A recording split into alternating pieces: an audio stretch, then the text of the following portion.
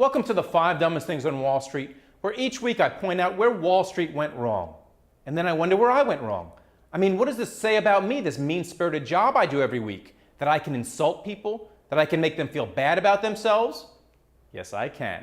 Okay, number 5, DNB's China Syndrome. Remember the China Syndrome? The closer they get, the more threatening it becomes. Well, from now on we suggest the China Syndrome refers not to a nuclear meltdown, but to companies apologizing because they are afraid of contaminating their China business. Take Dun & Bradstreet, for example. DNB shuttered its Chinese division last week over allegations that it violated privacy laws. Give us a break. The Chinese government snoops on its citizens every day. Hey, maybe they don't run over them with tanks every day, but they do snoop. And DNB completely capitulates over privacy? Really, if that's not the pot calling the kettle black, and then stamping Made in China on it, well, we don't know what is. Okay, number 4, Apple's premature payday. Listen up, folks. We are not calling Apple's dividend plan dumb. Far from it. These guys were smart enough to bank $100 billion in the first place, so who are we to mock them for giving it back to investors? That said, we also can't say Monday's announcement was the smartest thing either because it upstaged the news that it sold 3 million new iPads over the weekend. Look, we know it sounds impossible for Apple to swing and miss with a new product, but remember, the Newton is not a figment of our imagination, and Tim Cook may need to milk that dividend if such a flop should happen again. All right, number 3, Icon goes hungry. Shares of Lionsgate Entertainment broke $16 a share this week based on the massive expectations for its Hunger Games movie. Sadly, a lot of investors missed the run-up. You see, when activist investor Carl Icahn dumped his 44 million shares for $7 apiece last August due to a very public feud with the company's brass, he took a lot of those bandwagon barbarians with him.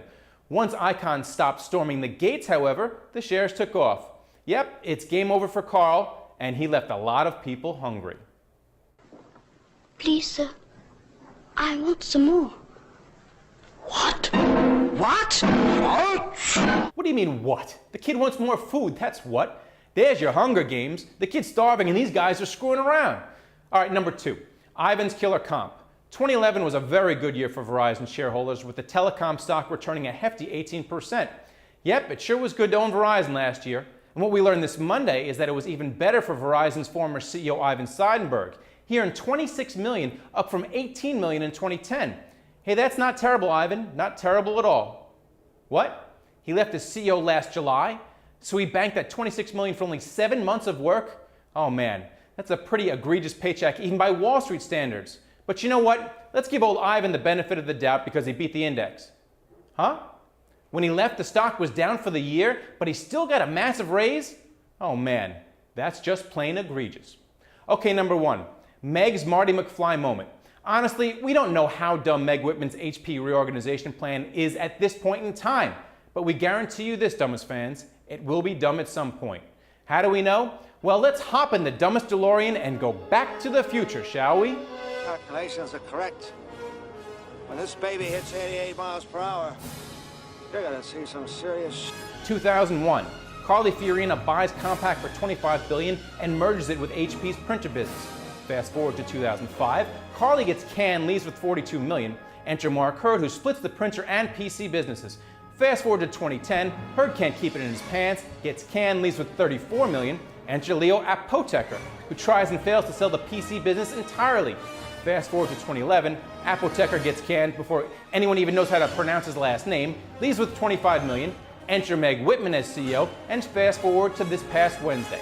Meg announces the new road HP intends to take, or should we say the old road, since this is simply a return to the Carly days. Then again, everything at HP is always up in the air, so maybe it's like Doc Brown says. roads.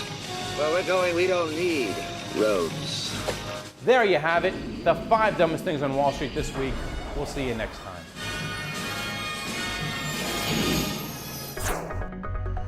This market is fueled Stock by pickers market. Stocks have rallied this year. We're coming into a Monday where we're going to